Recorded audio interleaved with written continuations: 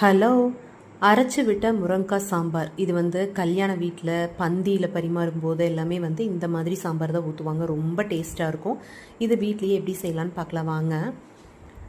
நல்லா மணக்க மணக்க அரைச்சி விட்ட சாம்பார். இதுக்கு ஒரு கப் அளவுக்கு துவரம் பருப்பு எடுத்துக்கலாம். நல்லா கழுவிட்டு தண்ணி ஊற்றி மஞ்சள் தூள் போட்டு நல்லா ஒரு விசில் வர வரைக்கும் விட்டு எடுத்துக்கலாம். அது ஸ்டீம் ரிலீஸ் ஆகட்டும். அதுக்குள்ளே கொஞ்சமாக எண்ணெய் ஊற்றிட்டு அதில் வெந்தயம் பொரிய விட்டு சீரகம், அப்புறம் கடலைப்பருப்பு, உளுத்தம்பருப்பு அது 2 டீஸ்பூன் அளவுக்கு போட்டு அதையும் நல்லா வறுத்துட்டு கூடவே ஒரு 10 பல் அளவுக்கு பூண்டு, கறிவேப்பிலை, 10 வரமிளகாய் இதெல்லாத்தையும் போட்டு நல்லா வறுத்துருங்க.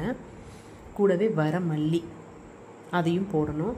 போட்டுட்டு தேங்காய் துருவல், மஞ்சள் தூள், பெருங்காயத்தூள் இது எல்லாமே போட்டு நல்லா வறுத்துருங்க.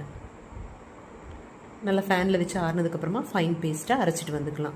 வேற ஒரு பாத்திரத்தில் எண்ணெய் ஊற்றி சூடானதுக்கப்புறமா கடுகு போட்டு வெங்காயம், வரமிளகாய், பச்சை மிளகாய், கறிவேப்பிலை இதெல்லாம் போட்டு நல்லா வதங்கட்டும். கூடவே தக்காளி பழம் அதையும் போட்டு நல்லா வதக்கிடுங்க. நல்லா மசிஞ்சு வெந்ததுக்கப்புறமா தேவையான காய்கறிகள் எல்லாமே போட்டுக்கலாம். நான் இன்றைக்கி கத்திரிக்காய், உருளைக்கிழங்கு, கேரட், முருங்கைக்காய் இதெல்லாமே போட்டிருக்கேன். தேவையான அளவுக்கு உப்பு போட்டு குழம்பு மிளகாய்த்தூள் 2 டேபிள் ஸ்பூன் அளவுக்கு போட்டுக்கலாம். மஞ்சள் தூள் கொஞ்சமாக போட்டு பருப்பு வேக வச்ச தண்ணி கொஞ்சமாக ஊற்றி நல்லா வேக விட்டுருங்க. நல்லா வெந்ததுக்கப்புறமா நம்ம அரைச்சி வச்ச பேஸ்ட் இருக்குது இல்லைங்களா, அதையும் போட்டு கூடவே புளி கரைசல், நல்லா கரைச்சி வச்சுருந்த புளி அந்த கரைசலும் போட்டு தேவையான அளவுக்கு தண்ணி ஊற்றி கொஞ்சமாக ஒரு கொதி வந்ததுக்கு அப்புறமா வேக வச்ச பருப்பு அதையும் போட்டுடலாம். கொஞ்சமாக தண்ணி கலந்தே ஊற்றுங்க.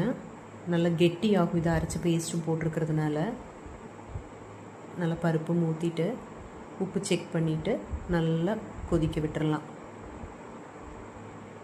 நல்லா கொதித்து வந்ததுக்கப்புறமா மல்லி இலை தூவி பரிமாறிடலாம். சூப்பரான முருங்கைக்காய் சாம்பார், அரைச்சி வச்ச சாம்பார் ரெடி. சுட சுட சாதத்தில் போட்டு சாப்பிட்றதுக்கு அட்டகாசமாக இருக்கும். கண்டிப்பாக ட்ரை பண்ணி பாருங்கள். மண் சமையலை ஃபாலோ பண்ணி வச்சுக்கோங்க. இன்ட்ரெஸ்டிங்கான நெக்ஸ்ட் வீடியோவில் பார்க்கலாம். டாடா.